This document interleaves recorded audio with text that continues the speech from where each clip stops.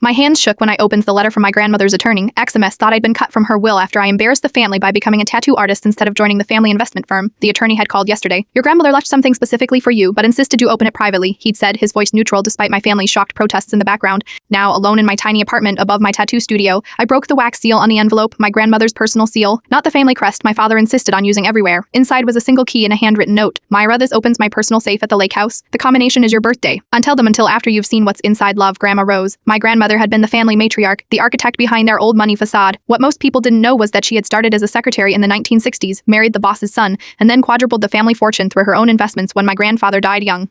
The lake house was our family's summer home where we'd spend holidays before everything fell apart, before I chose art school over business school, before my father told me I was throwing away generations of legacy. Art is a hobby, not a career, he'd lectured Winston. Women don't get their hands dirty for a living. I drove 3 hours to the lake house the next morning. It had been 5 years since I'd been there, 5 years since my father had made it clear I wasn't welcome after my betrayal. The caretaker nodded silently when I arrived, handing me the house keys without question. My grandmother's suite was exactly as I remembered, elegant, understated, with unexpected pops of color that my father always complained about. The safe was behind her favorite Kandinsky print, the one my father had called Hark Nonsense.